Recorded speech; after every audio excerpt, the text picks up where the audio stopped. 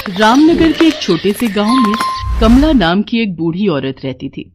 वो इतनी गरीब थी कि उसके पास 2 वक्त का भोजन भी सही से नहीं हो पाता था। वो अकेले ही रहती थी। उसके घर वालों में से उसके साथ कोई भी नहीं रहता था। उसके बेटे और बहू की मृत्यु हो चुकी थी और उसके पोता पोती शहर में रहते थे। पता नहीं आज कुछ खाने को बचा है भी या नहीं, देखती हूं। कमला देखती है थोड़ा सा आटा बचा है। कमला उसी आटे से 2 रोटी बनाती है। जब कमला रोटी बनाकर खाने जा रही थी तब उसे एक कौवे की आवाज आती है। कौवे की आवाज सुनकर वो बाहर आती है।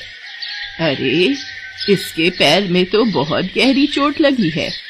ओहो, बेचारा दर्द से तड़प रहा है। कमला उस कौवे को साथ लेकर आती है और उसके पैर पर दवाई लगा देती है। लगता है ये कौवा भूखा भी है। कमला ने अपने लिए जो 2 रोटी बनाई थी उसमें से वो 1 रोटी उसे दे देती है और वो कौवा रोटी को खा लेता है और फिर वहां से चला जाता है। अगले दिन शाम में वापस उसी वक्त वो कौवा फिर आता है और चिल्लाने लगता है। लगता है फिर वही कौवा आया है। कमला वापस अपनी रोटी में से 1 रोटी दे देती है। कुछ दिनों तक यही चलता है। वो शाम को कमला को आवाज लगाता और कमला अपने में से 1 रोटी उसे खिला दिया करती थी। एक दिन वो कौवा कमला से कहता है, मुझे तुमने कई बार भोजन करवाया है, बताओ तुम्हें क्या चाहिए? जो भी चाहोगी वो मैं तुम्हें दूंगा। मुझे बहुत कुछ नहीं चाहिए, बस इतना चाहिए कि मेरा गुजारा चल जाए और 2 वक्त का भरपेट भोजन मिल पाए। ठीक है, जैसा तुम चाहो। कौवा कमला को उसकी जरूरत की सभी चीजें लाकर दिया करता था। एक दिन गांव में बहुत बड़ी बाढ़ आ जाती है। इस बाढ़ में कमला की झोपड़ी बह जाती है। हे भगवान, ये क्या हो गया? मैं कहाँ रहूंगी, क्या खाऊंगी? कुछ दिनों तक वो कौवा कमला के पास नहीं आता है।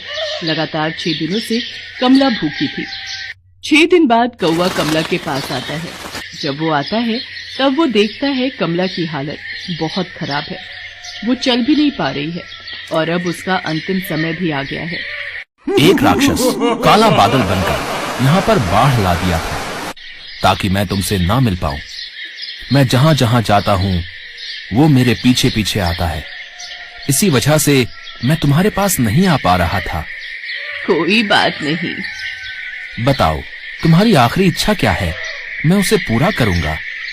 मैं चाहती हूँ कि तुम मेरे पोता पोती जो शहर में रहते हैं उनको मेरे पास लेकर आओ। मैं उन्हें आखिरी बार गले से लगाना चाहती हूँ। अच्छा, ठीक है। कौवा अपने जादू से देखता है कि वो कहाँ है। कमला के पोता पोती जिस शहर में रहते हैं, कौवा वहां चला जाता है और उनसे कहता है, तुम्हारी दादी की तबीयत बहुत खराब है। वो अपने आखिरी दिन में आ चुकी है। उनकी हालत बहुत खराब हो गई है और वो अपने अंतिम समय में तुम दोनों को देखना चाहती हैं। ये सुनकर कमला के पोता पोती कौवा के साथ आने के लिए मान जाते हैं। कौवा अपने ऊपर दोनों को बिठाकर लाता है। जब वो सभी वहां पहुंचते हैं तब तक कमला की मृत्यु हो चुकी होती है। वो देख सभी बहुत दुखी होते हैं और कमला की ओर देखने लगते हैं। ये नहीं हो सकता, मैं कमला की आखिरी इच्छा पूरी नहीं कर पाया। ये सुनकर कौवा जोर जोर से रोने लगता है। कैसी इच्छा? वो तुम दोनों को आखिरी बार गले से लगाना चाहती थी। हम लोगों ने कभी अपनी दादी से मिलने की कोशिश भी नहीं की, फिर भी वो अपने अंतिम समय में हमें ही याद कर रही थी। कौवे, तुम तो जादुई कौवे हो। तुम्हारे पास कोई ना कोई उपाय जरूर होगा। हमें बस एक बार अपनी दादी से गले लगाकर माफी मांगने दो। मुझे नहीं लगता है, मगर कमला के लिए हर वो कोशिश करूंगा जिससे उसकी अंतिम इच्छा पूरी हो। कौवा उसी वक्त वहां से उड़कर दूर गांव के किनारे अपने बाबा का इंतजार करने लगता है, जिन्होंने उसे ये जादुई शक्तियां दी थी। बाबा, मुझे एक मरे हुए इंसान को कुछ वक्त के लिए वापस लाना है। मेरे लिए ये बहुत ज्यादा जरूरी है। कृपया करके आप मुझे कोई उपाय बताएं। इसके लिए तो बहुत बड़ा बलिदान देना होगा, जिसमें खतरा भी बहुत है। मैं कोई भी खतरा उठाने के लिए तैयार हूं।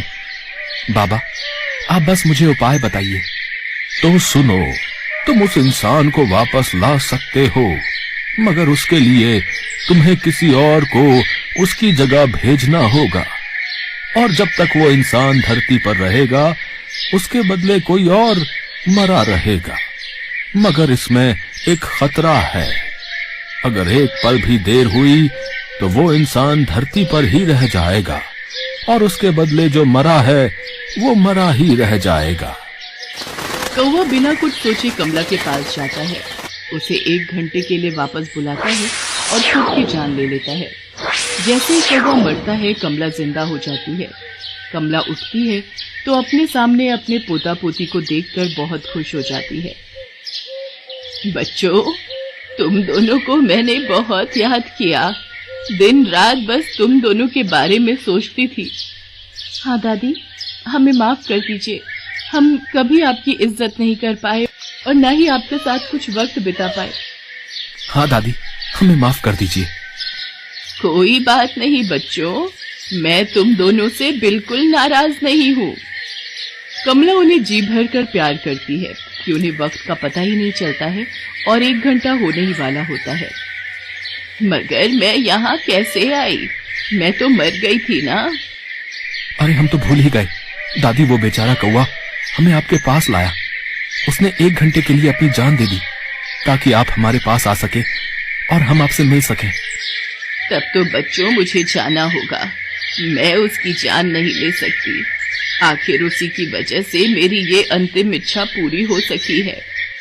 जैसे ही कमला जाने लगती है, उसके दोनों पोता पोती उसे पकड़कर रोने लगते हैं और कमला उन्हें चुप कराने लगती है। बच्चों, तुम दुखी मत हो। तुम दोनों से आखिरी बार मैं इतने अच्छे से मिल सकी, ये मेरे लिए काफी है। अब मुझे मत रोको, मुझे जाना होगा। कमला कौवा के पास जाती है और अपनी जगह उसकी जान वापस लाना चाहती है, मगर ऐसा कुछ नहीं हो पाता है क्योंकि कमला से 1 मिनट की देर हो गई थी। हे भगवान, ये मैंने क्या कर दिया?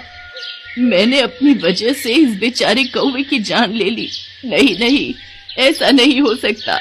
मुझे उसे वापस लाना ही होगा। बच्चों, तुम दोनों यहीं रुको, मुझे पता लगाना होगा कौवा ने कहां से शक्तियां ली थी। अब उसकी जान वापस लानी होगी। दादी, मैंने उसे गांव के किनारे जाते हुए देखा था। कमला वहां से जाती है और कौवा कहकर पुकारने लगती है। तभी वो बाबा आ जाते हैं। कौवा, कौवा। क्या हुआ तुम्हें? तुम कौवे को क्यों बुला रही हो? कमला बाबा को सारी बातें बताती है। मैंने उससे कहा था कि इसमें बहुत खतरा है, जरा सी लापरवाही और जीवन की कुर्बानी। मुझे माफ कर दीजिए बाबा, मैं अपने पोता पोती को देखकर भावुक हो गई थी। मुझे वक्त का पता ही नहीं चला। कोई तो उपाय होगा जिससे मैं उसे वापस बुला सकूं।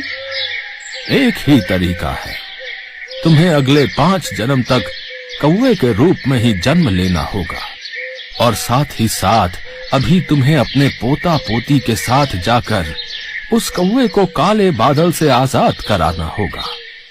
तब जाकर तुम उसकी जगह ले सकती हो और उसे वापस बुला सकती हो। ठीक है बाबा, मुझे मंजूर है, मगर मैं उस काले बादल को उसके पीछे से भगाऊंगी कैसे? ये लो, इस त्रिशूल से तुम्हें उस राक्षस को मारना है और वो यहाँ से गायब हो जाएगा। कमला ने बड़ी हिम्मत करके अपने पोता पोती को साथ लेकर उस राक्षस को मार दिया और फिर कौवे के पास जाकर उससे कहती है, मैंने उस राक्षस को मार दिया है, तुम अब वापस आ सकते हो।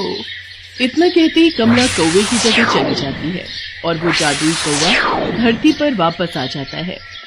कौवा राक्षस के चले जाने की वजह से बहुत खुश हो जाता है और फिर खुशी खुशी कमला के पोता पोती को उनके घर छोड़ आता है। और वो जादुई कौवा फिर कमला के पोता पोती को अपने जादू से मदद किया करता था।